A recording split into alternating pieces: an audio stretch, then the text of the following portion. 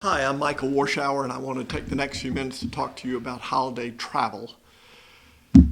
During the Thanksgiving holiday, more than 39 million Americans are going to travel over 50 miles.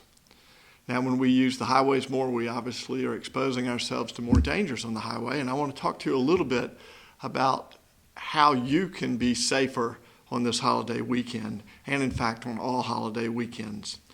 On a normal Thanksgiving weekend, we can expect about 798 people to die. That's really horrible. In fact, 431 Americans died on Thanksgiving Day alone just last year. 40% of these crashes are related to drunken driving. It makes sense. There's Tuesday night people have a party, Wednesday night people have a party, Thursday, Friday. So there's more Saturday or weekend type nights that we have to be careful about when we're on the roads.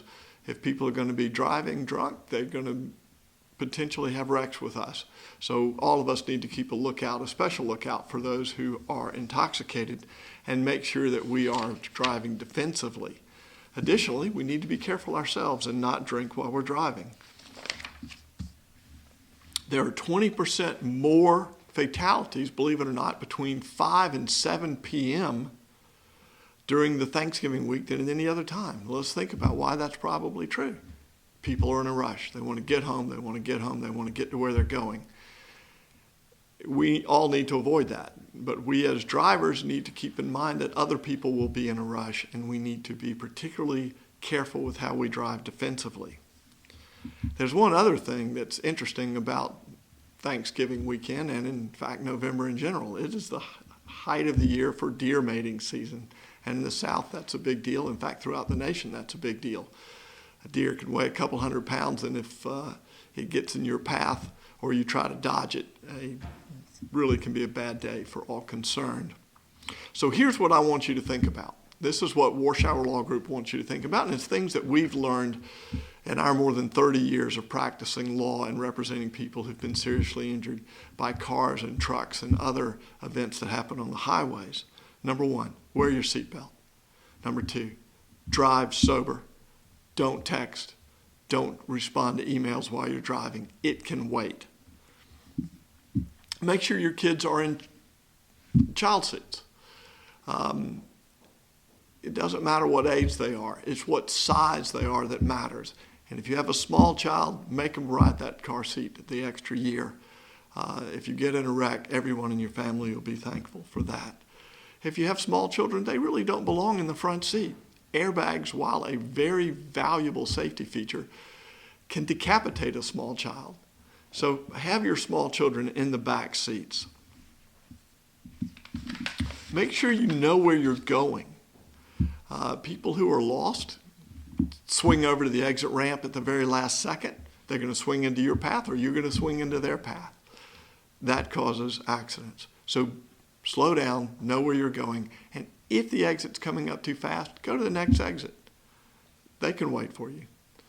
Make sure your car is safe. Make sure your tires are in good condition.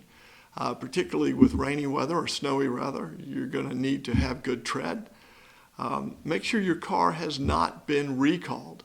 You know, one of the things we're hearing about in the fall of 2014 is GM ignition switches and Takata airbags. Check and see if your car has either of those. If they do, take another car.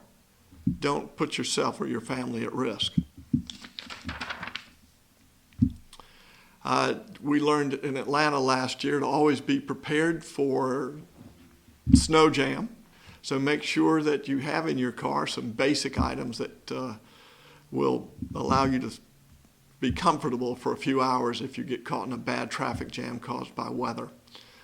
At the same time, I want you to keep in mind that automobiles can be death traps with carbon monoxide if you run them too long without the windows open. So be careful about that. Watch for other traffic. I particularly hope that you'll watch out for trucks. We do a lot of tractor-trailer litigation here at the Warshauer Law Group, and we know that an 80,000-pound vehicle driven by a man or woman who is anxious to get home for the holidays, who perhaps has violated the hours of service law and is distracted and fatigued can be a real danger for you and everyone around you. Stay out of their way. Assume that they don't know what they're doing on this day more than others and on this holiday more than others. They are in a rush.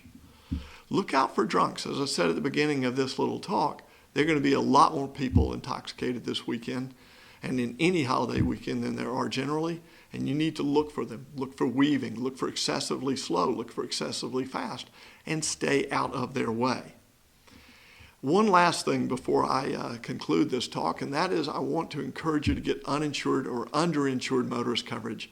It always amazes us here at the Warshauer Law Group that our clients will carry $300,000, $500,000, even $1 million of coverage to protect people who they hurt, while at the same time being horribly underinsured for the uninsured motorist who caused them injury. Keep in mind there does seem to be a correlation between uninsured and underinsured people and people who have a tendency to drive intoxicated. So call your agent and get as much uninsured or underinsured motorist coverage as you can buy. It really is very inexpensive, and it can be a great protection for you and your family.